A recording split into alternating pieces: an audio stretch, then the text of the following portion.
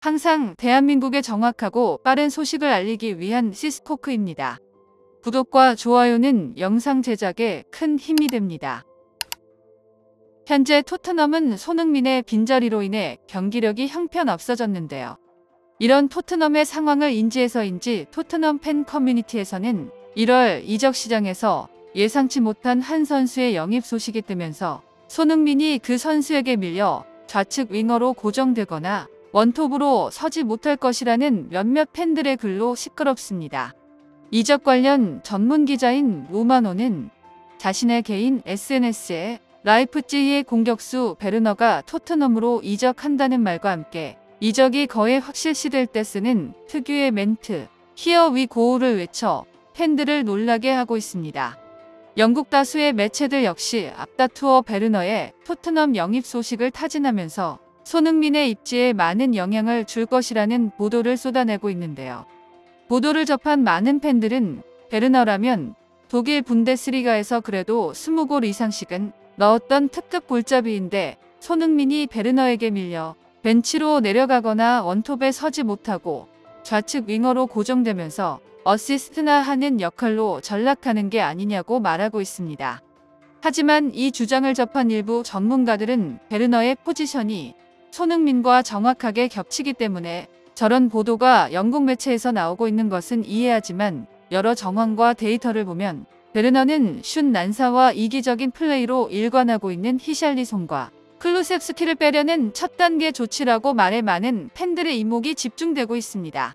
손흥민과 정확하게 포지션이 겹치는 독일 특급 골잡이 베르너의 영입이 왜 히샬리송 클루셉스키를 쳐내는 조치의 첫 단추라고 몇몇 전문가들은 주장하는 걸까요? 오늘은 그 이유에 대해 자세히 살펴보겠습니다. 티모 베르너는 1996년 독일 출신의 공격수로 현재 독일 분데스리가에서 4위를 달리고 있는 라이프치히의 원톱 공격수입니다. 2019-2020 시즌에는 레반도프스키에 이어 28골을 장렬시키며 득점 랭킹 2위를 차지했었고 맨유의 이적 시작 오퍼를 거절했던 것으로 유명하지만 현재는 폼이 많이 떨어져 라이프치히에서도 공격수 사옵션으로 전락해 출전을 거의 하지 못하는 상황입니다. 베르너가 토트넘으로 임대 이적을 한다는 소식에 영국 현지 다수의 매체들과 팬들은 손흥민과 완전히 포지션이 겹치는 베르너가 온다는 것은 손흥민이 원톱으로 서지 못하고 좌측 윙어로 서면서 베르너를 원톱으로 놓고 그를 지원하는 지원자의 역할로 손흥민은 고정이 될 것이라고 예측해 이 소식을 접한 국내 팬들은 당장 다른 팀으로 이적해야 한다라고 목소리를 높이고 있습니다. 그러나 일부 전문가들은 베르너가 손흥민과 경쟁을 할 만한 위치에 있는 공격수가 아니다라고 말했는데요. 이번 시즌 전반기에 손흥민의 공격 스탯은 매우 뛰어나다고 전했습니다. 축구 전문 통계 매체 소파스코어는 유럽 5대 리그에서 뛰는 공격수 중 스루패스 성공률이 가장 높은 3인을 선발했는데 그중 1위가 손흥민이라고 말하며 그의 스루패스 성공률은 80%로 유럽 5대 리그 전체에서 성공률 1위라고 말했습니다. 축구 전문가들에게만 데이터를 제공하는 축구 전문 통계 매체 옵타는 프리미어 리그에서 기대골값 대비 가장 많은 골을 기록한 상위 5명의 선수를 선발했는데 여기서 1위가 손흥민이라고 했습니다. 해당 데이터를 쉽게 풀이하자면 각 선수가 맞이한 골찬스에서 골을 놓치지 않고 누가 더 많이 넣었느냐는 것인데 손흥민이 1위라는 것은 프리미어 리그에서 골 결정력으로 1위라는 뜻이라고 볼 수 있는데요. 데이터를 좀 더 살펴보자면 현재 득점 랭킹 상위 5인의 빅찬스 미스 수치를 보면 홀란드가 14골을 넣는 동안 18번의 빅찬스를 놓쳤고 살라 역시 14골을 넣는 동안 17번을 놓쳤습니다. 하지만 손흥민은 12골을 넣는 동안 단 3번의 빅찬스를 놓쳤으며 같은 한국 선수인 황희찬도 10골을 넣는 동안 빅찬스를 놓친 횟수는 고작 5번이라고 했습니다.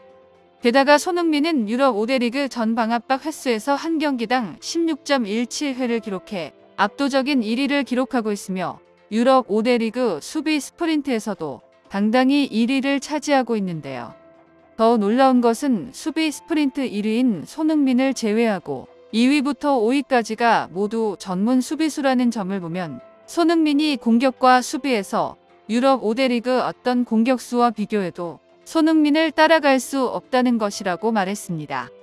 하지만 베르너는 2019-2020 시즌에 독일 분데스리가에서 총 28골을 넣어 레반도프스키에 이어 2위를 차지했을 때가 커리어의 정점이었던 선수라고 말하며 그때 당시 골 기대값이 23.45였고 기록한 골이 28골이었습니다. 또한 베르너는 2016-2017 시즌에도 총 21골을 넣었으며 골 기대값이 14.53이었는데 한두 시즌을 제외하고는 거의 골 기대값과 실제로 넣은 골의 수치가 손흥민과 비교할 수 없는 평범한 공격수라고 밝혔는데요. 손흥민은 유럽 5대 리그를 통틀어서 그와 비교할 만한 골 결정력과 전방 압박, 어시스트, 스루 패스 등 모든 것을 최상위권으로 유지하는 공격수는 전무하다고 말하며 이런 수치로 단순 비교를 해보아도 베르너가 손흥민과 포지션이 겹치기 때문에 손흥민이 베르너를 지원하기 위해 원톱에서 물러나 좌측 윙어로 고정될 것이라는 주장은 설득력이 떨어집니다. 이들은 이어 이번 시즌 브라이언 힐이 토트넘에서 출전한 시간보다 베르너가 라이프치히에서 출전한 시간이 더 적다고 말하며 힐이 250만 파운드의 이적료를 기록했고 베르너가 완전 이적을 한다면 150만 파운드로 예상하고 있는데요. 베르너는 토트넘에서 힐보다 못한 공격수라는 평가를 시장에서 받고 있는데 이걸 포스테코글루가 모를 리가 없다고 말했습니다. 또 다른 전문가들은 일부 매체에서 포스테코글루가 베르너의 열렬한 팬이라는 둥 직접 전화를 해서 설득을 했다는 둥 베르너의 출전 시간을 포스테코글루가 보장을 했다는 둥의 기사가 쏟아지고 있으나 모두 확인된 바 없는 카더라성의 기자들의 찌라시일 뿐이라고 일축하면서 특히 출전 시간 보장이야말로 토트넘을 무시하는 소리라고 불같이 화를 냈는데요. 출전 시간을 어느 정도 보장받으려면 구단이 투자한 돈이 상당해야 한다라고 말하며 6개월 임대로 오며 몸값이 힐보다 낮은 선수에게 출전 시간 보장이라는 말을 그것도 감독이 직접 약속을 했다는 것은 전혀 앞뒤가 맞지 않는 상황이라고 말했습니다. 만약 당신이 감독이라면 세계 최고의 골잡이를 벤치로 내리고 힐보다 못한 선수를 원톱으로 출전시키며 그에게 출전 시간을 보장해 주겠단 말도 안 되는 소리를 할 것이냐며 반박하면서 포스테코글루가 베르너를 토트넘에 합류시키는 이유는 단 하나라고 했는데요. 바로 손흥민의 백업으로 뛰거나 왼쪽 윙어로 뛰면서 손흥민에게 더 많은 기회를 제공하기 위한 것이라고 말했습니다. 6개월 임대 후 베르너가 잘하면 이적 조항을 넣었다는 것을 보면 손흥민의 체력적 부담을 덜어주고 현재 제대로 된 윙어가 없는 왼쪽을 베르너에게 맡겨보겠다는 정도로 해석하면 정확하다고 설명했는데요. 많은 축구 팬들은 베르너가 왼쪽 윙어로 나와서 손흥민에게 컵백을 적극적으로 내주고 손흥민이 연결한 결정적 찬스에서 골을 넣어 히샬리송과 클루셉스키를 확실하게 벤치로 보내버렸으면 원이 없겠다고 말해 다른 팬들로부터 큰 공감을 얻었습니다. 정보가 도움되셨다면 구독과 좋아요 부탁드립니다. 이상 시스코크입니다.